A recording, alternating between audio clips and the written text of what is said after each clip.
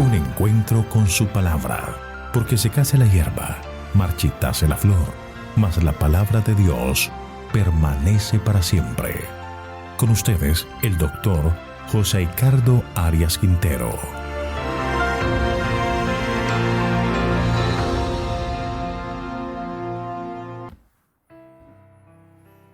Hoy comenzaremos nuestro estudio del Evangelio según San Lucas. Para ello vamos a orar. Querido Señor, cuán agradecidos estamos contigo, porque tú eres un Dios de bondad, misericordia. Contigo, Señor, nuestra vida puede ser transformada, cambiada, porque tú eres el único que puede darnos una razón para vivir. Queremos pedirte en este momento que nos llenes del poder de tu Santo Espíritu para que al estudiar este Evangelio de San Lucas podamos aprender más y más de ti. Lo pedimos todo en el nombre de Jesús. Amén. Comenzaremos el estudio del tercer Evangelio del Nuevo Testamento, el Evangelio según San Lucas. Este hombre es probable que nunca haya visto a Jesús, pero supo de Jesús y toda su obra a través del ministerio del apóstol Pablo. Recordemos que Lucas fue también el autor del libro de Hechos, aunque han llegado a considerar que lo que escribió Lucas son dos tomos del surgimiento de la iglesia cristiana, representando el Evangelio de Lucas y el libro de Hechos. Ahora, se dice que Lucas era el médico amado que acompañó a Pablo en diversos lugares, y por eso en las cartas de Pablo a los colosenses envía saludos. Leamos capítulo 4, versículo 14 de Colosenses. Dice: os saluda Lucas, el médico amado, y Demas. Así que se nos dice que Lucas era médico, era una persona que había estudiado su lenguaje médico. Se ve en toda la narración. Es más, se cree que en el último encarcelamiento de Pablo en Roma, escribió 2 de Timoteo 4:11. Dice: solo Lucas está conmigo. Por eso algunos comentadores han llegado a la conclusión que Pablo fue el iluminador de Lucas para escribir el Evangelio. En griego su nombre era Loukas, que en latín es Lucas. Es un nombre grecolatino cuyo significado es luminoso o el que resplandece. Al parecer, este servidor del Señor no tiene origen hebreo, es un gentil. Varios autores reconocidos de aquella época, como Eusebio e Ireneo, reconoce que Lucas, el médico amado, es el autor de este evangelio. Una importante evidencia al respecto la encontramos en el testimonio contenido en el fragmento de Muratori. Es una lista incompleta de libros del Nuevo Testamento escrita en un latín malo. Deriva su nombre del cardenal L.A. Muratori, quien lo descubrió en la Biblioteca Ambrosiana de Milán. Se puede atribuir el periodo de 180 a 200. Con respecto a nuestro tema, dice lo siguiente: el tercer libro del Evangelio es, según San Lucas, el conocido médico lo escribió con su propio nombre, según la creencia general, después de la ascensión de Cristo, cuando Pablo se había asociado con él como persona celosa por la exactitud. Aunque no había visto al Señor en la carne, sin embargo, habiendo investigado los hechos, pudo comenzar su narración con el nacimiento de Juan. El Evangelio de Lucas es considerado generalmente como una de las mejores obras literarias del Nuevo Testamento y en muchos aspectos es el más próximo al estilo de los grandes escritores griegos. Esto se evidencia en forma especial en su prólogo. Los eruditos más conservadores asignan la composición de este evangelio a una fecha posterior al año 63. ¿Por qué otro evangelio para tratar el mismo tema? Porque es necesario tener la visión completa de la misión de Jesús. Mateo presenta a Jesús como el gran maestro y expone la verdad divina.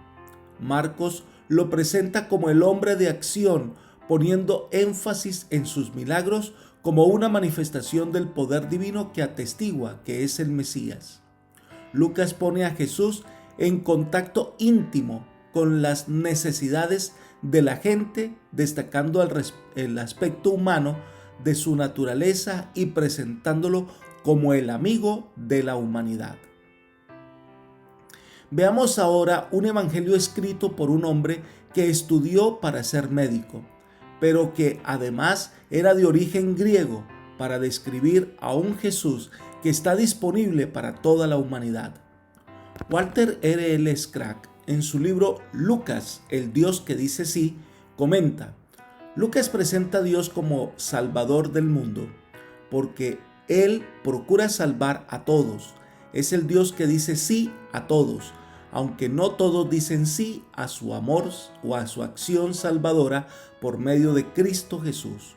Su sí alcanza a los ricos, a los educados y por sobre todo a la gente pobre y común.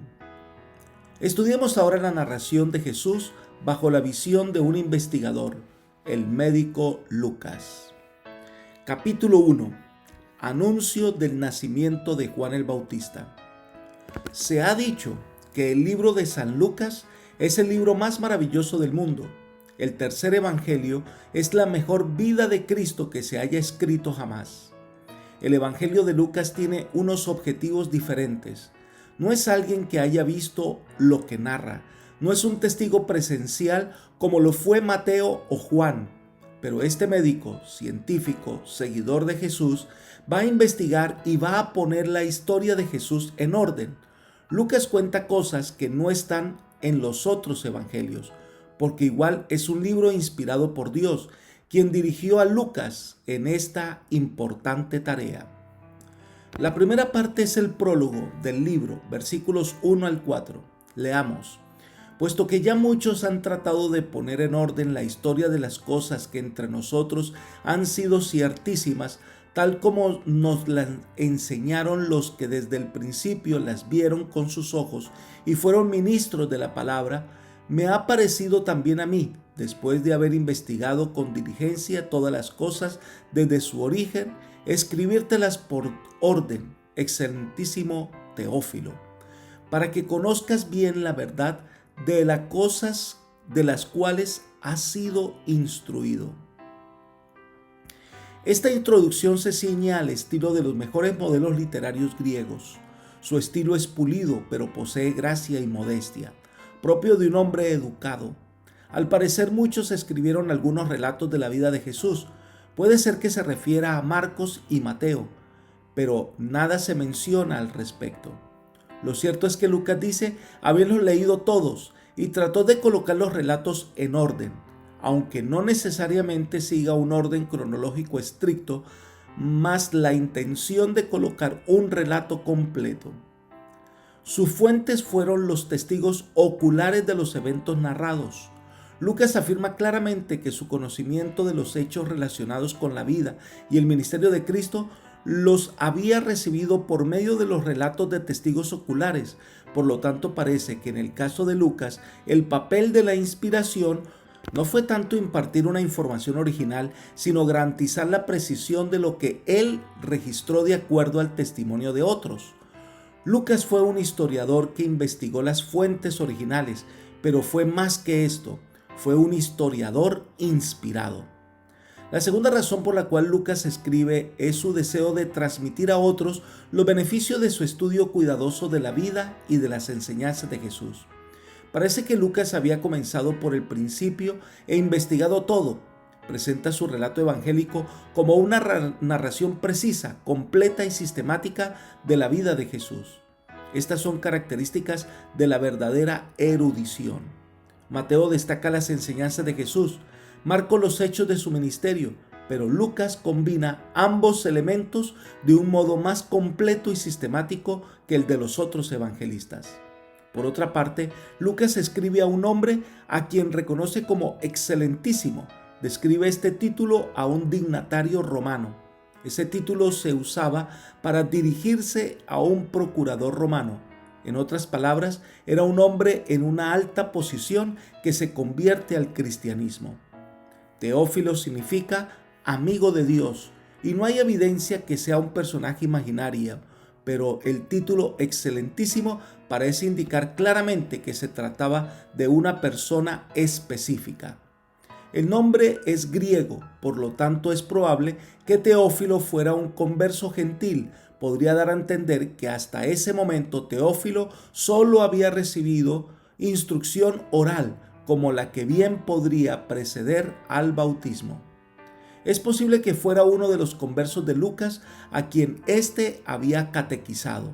También podría ser que Lucas escribiera estas cosas para hacer frente a falsos informes contra el cristianismo. Después del prólogo se describe uno de los relatos que no aparece en los otros evangelios, el anuncio del nacimiento de Juan el Bautista, versículos 5 al 25. Leamos el versículo 5. Hubo en los días de Herodes, rey de Judea, un sacerdote llamado Zacarías, de la clase de Abías. Su mujer era una de las hijas de Aarón y se llamaba Elisabet. El sacerdocio había sido establecido por Dios cuando el pueblo de Israel andaba por el desierto y por orden del Señor construyeron el tabernáculo. Todos los levitas estaban dedicados al servicio del templo, pero solo los hijos de Aarón podían ser sacerdotes. Cuando David fue rey, organizó a los sacerdotes en 24 órdenes para que oficiaran en el santuario por turnos. Después del exilio, se reorganizaron en esos mismos 24 órdenes. Cada familia sacerdotal lo hacía de sábado a sábado, y como el número de sacerdotes era grande, se elegían diariamente por sorteo. Los oficios propios del sacerdote, el más anhelado era ofrecer el incienso, que ocurría a la hora del sacrificio matutino y vespertino, donde el sacerdote entraba al lugar santo y llegaba hasta el altar de incienso que estaba frente al gran velo que dividía el lugar santo del Santísimo. Allí ofrecía el incienso y después salía a bendecir al pueblo. Podía ser que un sacerdote solo hubiese tenido una sola oportunidad en su vida para ofrecer el incienso. Es en ese contexto que Lucas desarrolla una de las historias más interesantes del Nuevo Testamento, la historia del anuncio del nacimiento de Juan el Bautista. Varias cosas. Número 1, Zacarías significa Jehová ha recordado o Jehová recuerda. Era sacerdote según el orden de Abías, y durante esa semana le toca a su orden estar al servicio del santuario. Entraba el sábado y salía el siguiente sábado. En segundo lugar, esta historia se desarrolla cuando Herodes el Grande era rey de Judea, es decir, de toda Palestina.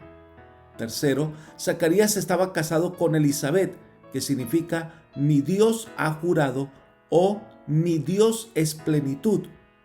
Esta pareja ya estaba entrada en años y había perdido toda posibilidad de tener hijos.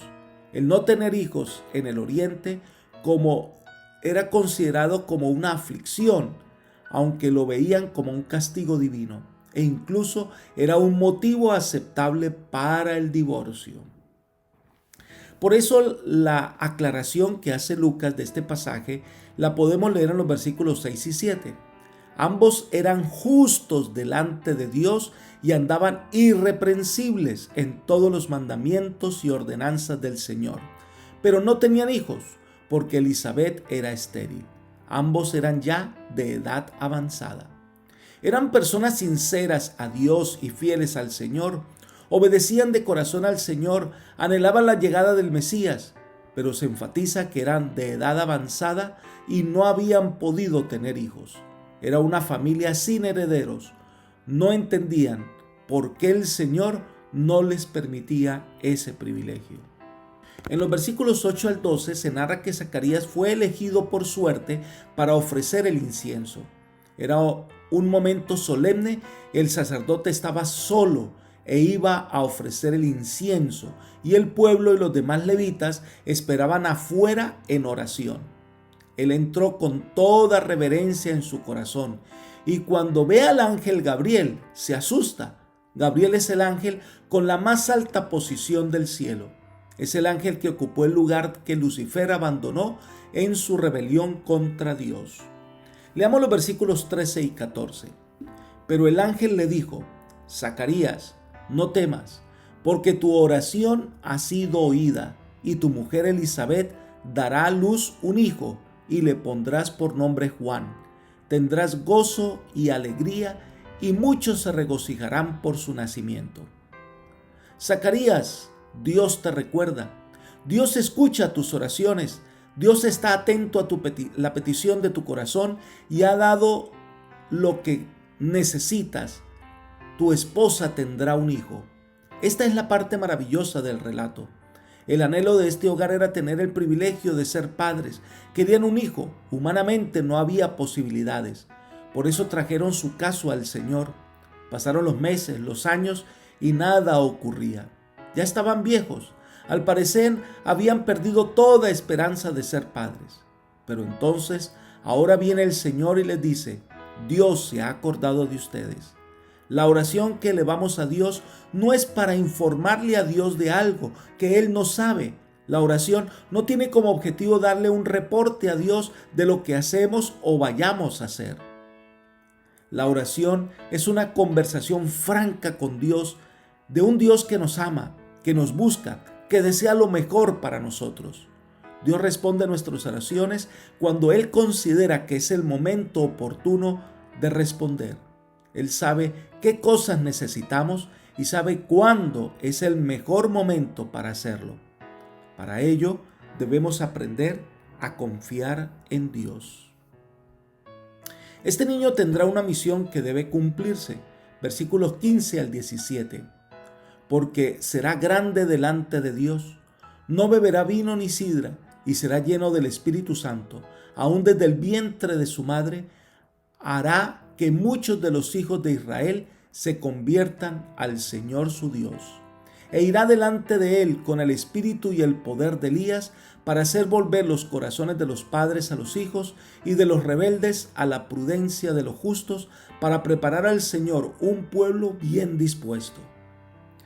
Los estudiosos de la Escritura esperaban que antes de la llegada del Mesías aparecería Elías trayendo una gran reforma al pueblo de Dios.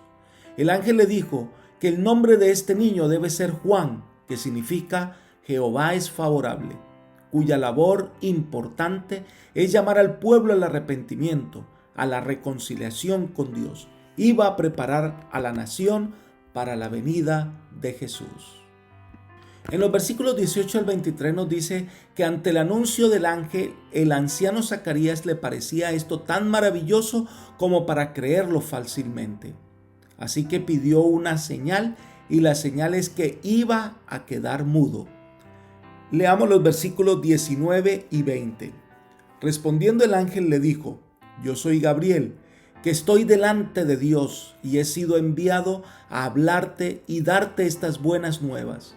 Ahora, por cuanto no creíste mis palabras, las cuales se cumplirán a su tiempo, quedarás mudo y no podrás hablar hasta el día en que esto suceda. Desde ese día, Zacarías no pudo hablar más hasta el nacimiento del niño. La gente que esperaba la entrada del templo parecía recibir la bendición de parte del sacerdote oficiante. Notó que Zacarías se demoraba en salir del templo, y cuando finalmente sale no puede hablar, se comunica por señas. Y todos comprendieron que había recibido señal de parte de Dios. Leamos el versículo 23. Cumplidos los días de su ministerio, se fue a su casa. Elena de White describe ese momento en la vida de Zacarías diciendo: saliendo afuera para bendecir al pueblo, les hablaba por señas y quedó mudo. Le habían esperado mucho tiempo y empezaban a temer que le hubiese herido el juicio de Dios. Pero cuando salió del lugar santo, su rostro resplandecía con la gloria de Dios, y entendieron que había visto visión en el templo. Zacarías les comunicó lo que había visto y oído, y fue, cumplidos los días de su oficio, se vino a su casa. Deseo de todas las gentes, página 74. Es decir, no dejó su lugar durante esa semana, sino que permaneció allí hasta el siguiente sábado que terminaba su turno y se fue a su casa.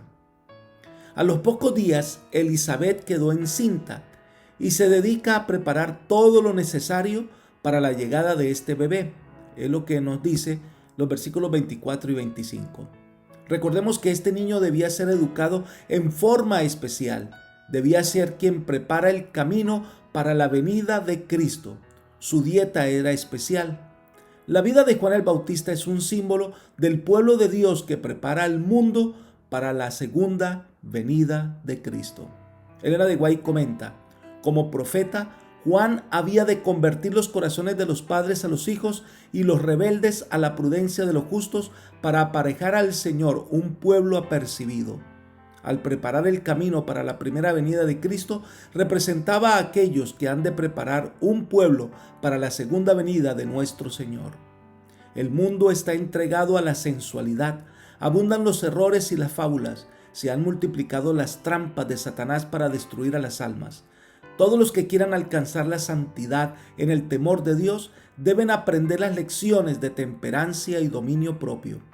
Las pasiones y los apetitos deben ser mantenidos sujetos a las facultades superiores de la mente. Esta disciplina propia es esencial para la fuerza mental y la percepción espiritual que nos han de habilitar para comprender y practicar las sagradas verdades de la palabra de Dios.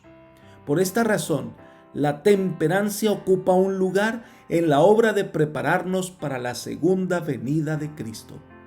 Libro El deseo de todas las gentes, página 76. Cuando vemos el caso de Elizabeth, debemos recordar que Dios hace cosas extraordinarias para que aprendamos a creer y confiar en Él. Esto es una invitación a no desistir en nuestras peticiones al Señor. Él sabe lo que necesitamos y contesta nuestras oraciones no en el tiempo nuestro, sino en el tiempo de Dios. La siguiente sección del capítulo 1 de Lucas es el anuncio del nacimiento de Jesús, el Mesías, versículos 26 al 38.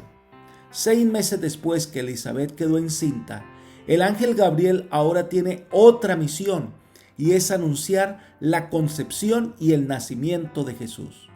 Varios elementos que menciona Lucas, versículos 26 y 27. Leamos. Al sexto mes, el ángel Gabriel fue enviado por Dios a una ciudad de Galilea llamada Nazaret, a una virgen desposada con un varón que se llamaba José, de la casa de David, y el nombre de la virgen era María. 2 veces se menciona que la mujer elegida es una virgen desposada y que el nombre de la virgen es María. Y más adelante, en el diálogo que tiene con el ángel, ella repite: ¿cómo será esto? Pues no conozco varón. Lucas enfatiza el hecho que el hijo que iba a tener María no era un hijo de José. Además, que ella estaba desposada en el momento de la concepción. No fue antes de desposarse porque sería rechazada, y no fue después de casarse para que José y María no lo consideraran como el primer hijo de su unión. El saludo de Gabriel sorprendió a la misma María, versículo 28. Salve muy favorecida, el Señor es contigo, bendita tú entre las mujeres. El Mesías era esperado por muchos siglos y que ahora llega el tiempo de su venida es algo maravilloso, y que María sería el medio humano para que Cristo llegara a encarnarse la hace muy favorecida. Ella es bendita entre las mujeres porque tendría el enorme privilegio de tener en su vientre al Hijo de Dios. El ángel hace el anuncio más importante, versículos 30 al 33. Leemos: María, no temas, porque has hallado gracia delante de Dios. Concebirás en tu vientre y dará a luz un hijo, y llamarás su nombre Jesús. Este será grande y será llamado Hijo del Altísimo. El Señor Dios le dará el trono de David, su padre. Reinará sobre la casa de Jacob para siempre, y su reino no tendrá fin. El nombre dado al niño revela su obra. Es el Salvador del mundo. Y da un título que es muy propio que use Lucas, y es el Hijo del Altísimo. Es el reconocimiento que este niño es de la divinidad y el reino que él viene a dirigir es el reino de Dios para todos los habitantes de la tierra. Este niño será concebido por el poder del Espíritu Santo y no es algo que podamos explicar claramente. Es uno de los misterios que vamos a estudiar por toda la eternidad y trataremos de entender. Pero es interesante cómo termina la intervención del ángel, versículos 26 y 27. He aquí también tu parienta Elisabet, la que llamaban estéril, ha concebido hijo en su vejez, y este es el 6º mes para ella, pues nada hay imposible para Dios. Elisabet era estéril, lo que había perdido toda posibilidad de tener hijos. Ahora estaba embarazada porque para Dios no hay nada imposible. María confía en Dios porque no hay nada imposible para él. Y la respuesta de María reconoce la grandeza de Dios y le dice, versículo 38, aquí está la sierva del Señor, hágase conforme a tu palabra. Esto es sumisión, confianza, disposición a hacer lo que el Señor quería. Esta es la actitud que cada uno debe asumir. María es ejemplo de sumisión y obediencia. Era mujer valiente. No sería fácil explicarle a todos que ha sido concebida por el Espíritu Santo, pero ella confió en el Señor y aceptó con agrado la disposición del Señor para su vida. Entonces ahora Lucas nos habla de otro aspecto que nadie más registra: el viaje de María de Nazaret hasta la casa de Elisabet, probablemente cerca de Jerusalén. Es el tema de los versículos 39 al 56. Leamos los versículos 39 y 40. En aquellos días, levantándose María, fue deprisa a la montaña, a una ciudad de Judá, entró en casa de Zacarías y saludó a Elisabet. La prisa de María no se debe tanto a la velocidad con la que fue, sino que hizo un viaje rápido, quizás con el objetivo de hablar con alguien con quien puede compartir su experiencia y le comprendiera. Y nadie mejor que Elisabet, porque según el ángel, ella experimentaba también un milagro. Quizás siendo una mujer con mayor experiencia, podría brindarle a la joven María valiosos consejos para enfrentar esta tremenda responsabilidad. La comunión con alguien que pueda entender nuestros sentimientos más íntimos es un don de los preciosos tesoros que la vida nos depara. Al llegar y saludar a Elisabet, el niño en el vientre saltó de alegría. Elisabet pronunció las siguientes palabras, versículos 42 al 45. Bendita tú entre las mujeres y bendito el fruto de tu vientre. ¿Por qué se me concede esto a mí, que la madre de mi Señor venga a mí? Porque tan pronto como llegó la voz de tu salutación a mis oídos, la criatura saltó de alegría en mi vientre. Bienaventurada la que creyó, porque se cumplirá lo que fue dicho de parte del Señor. Ella estaba impresionada por el milagro que estaba ocurriendo en sus vidas. El corazón de Elisabet no albergaba envidia hacia María, sino humildad y gozo. Aquí se felicita a María por su fe y por el alto honor que le correspondía. Ella creyó, no fue como Zacarías, ella simplemente aceptó la voluntad de Dios. La reconoce como bienaventurada, porque en ninguna vida será más clara la evidencia del privilegio otorgado por Dios de la madre del Hijo de Dios. Bien podía llenársele el corazón de una alegría trémula y maravillada por tan grande privilegio, aunque experimentaría un dolor comparable con una espada que atraviesa el corazón, y es cuando ve a su hijo clavado en la cruz. Entonces María eleva un canto de alabanza. El canto de María es considerado como uno de los himnos más sublimes de toda la literatura sagrada, una poesía de exquisita hermosura, digna de David, su antepasado. Está saturado de un espíritu de humilde adoración y gratitud. Este poema glorifica el poder de Dios, la santidad y la misericordia del Eterno. Este canto generalmente se lo conoce con el nombre de Magnificat, que significa engrandece. La primera mitad del canto expresa gratitud personal de María, versículos 46 al 50. Y la segunda mitad se refiere a la acción de gracias de la nación. Este canto revela el carácter de Dios y destaca la gracia, la omnipotencia, la santidad, la misericordia, la justicia y la fidelidad de Dios.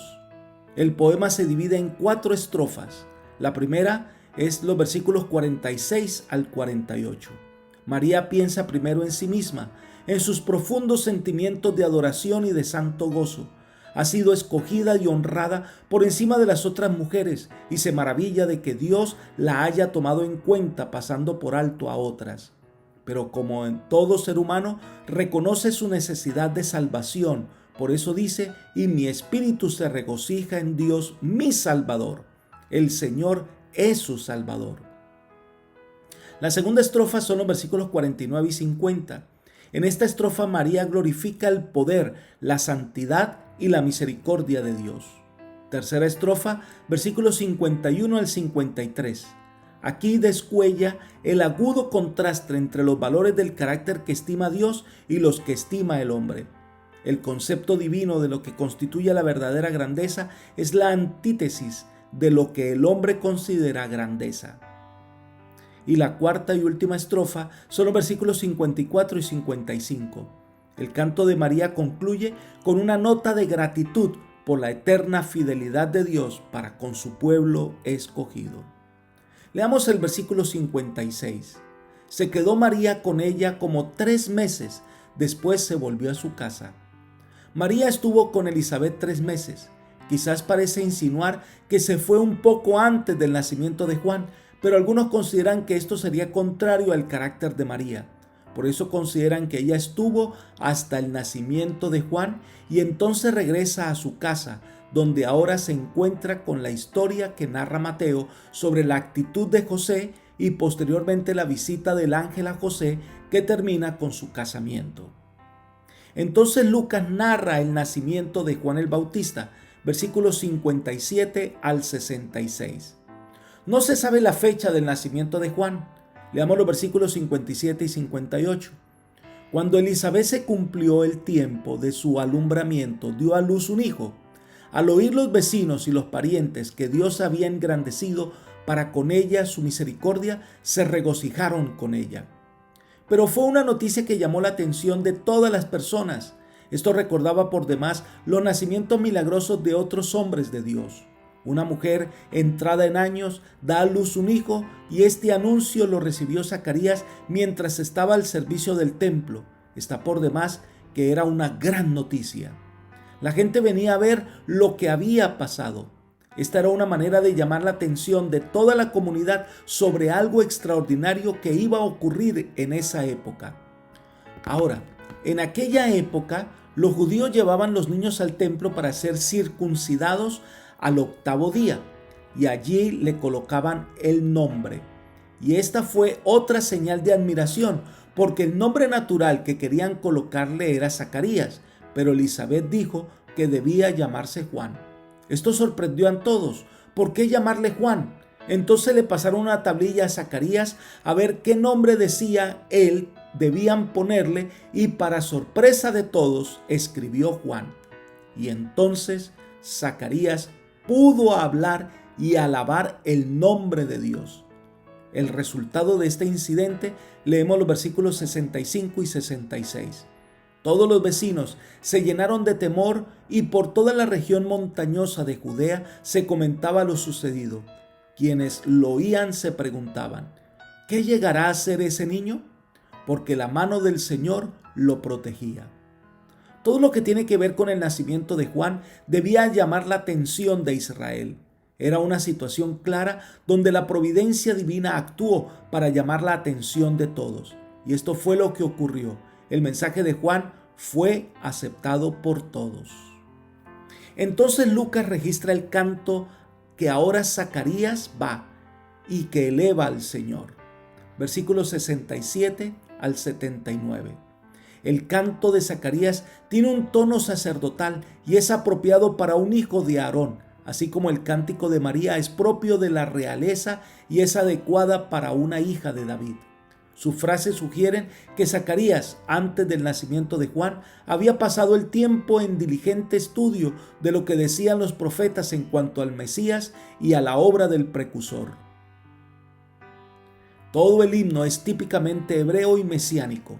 Es un canto de alabanza a Dios por el pronto cumplimiento de las promesas referentes al Mesías y su reino. Se divide en dos secciones principales. La primera tiene 3 estrofas, versículos 68 y 69, versículos 70 al 72, y la tercera estrofa, versículos 73 al 75, que se refieren a la misión del Mesías. Allí presenta al Dios de Israel, el Dios del pacto, que viene a visitar a su pueblo, es decir, a cumplir la gran promesa del Salvador. Primero presenta al Salvador individual y posteriormente presenta al Salvador nacional, el que viene a librarlo de los enemigos. Es el Mesías prometido a Abraham bajo juramento. Cuando Dios ratificó el pacto con un juramento, usó una costumbre humana para asegurar a Abraham que la promesa divina era segura. Y ese Salvador no solo los libertará del pecado, sino que dará libertad de la opresión para que podamos servirle en santidad y justicia. Estos son los 2 grandes requerimientos de Dios para su pueblo. La segunda parte de este canto tiene 2 estrofas, versículos 76 y 77 y versículos 78 y 79, que presentan la obra del precursor del Mesías. Leamos el versículo 76 y 77. Y tú, niño profeta del Altísimo, serás llamado, porque irás delante de la presencia del Señor para preparar sus caminos y para dar conocimiento de salvación a su pueblo para perdón de sus pecados. Ahora se dirige a Juan su hijo y la obra que va a realizar. Zacarías reconoce que su hijo es profeta del Altísimo. Su obra era preparar el camino del Señor. Debía preparar el corazón y la mente de las personas para que recibieran al Mesías, fomentando el interés en las profecías referentes a él, afirmando que el tiempo del cumplimiento de estas profecías había llegado e instando al arrepentimiento, mediante el cual los hombres pudieran llegar a ser ciudadanos del reino del Mesías. Su obra es llamar a la gente a aceptar al Mesías. Cristo es la aurora, el sol de justicia. Versículo 78.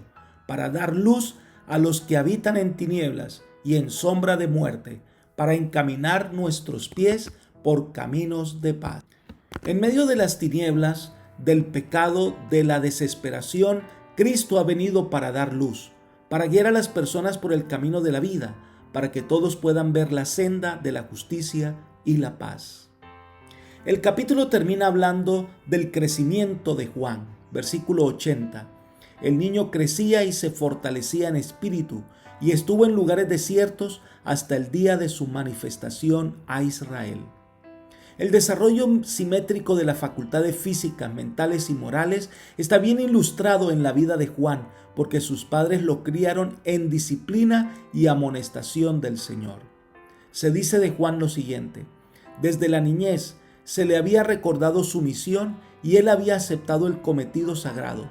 Para él la soledad del desierto era una manera bienvenida de escapar de la sociedad en la cual las sospechas, la incredulidad y la impureza lo compenetraban casi todo.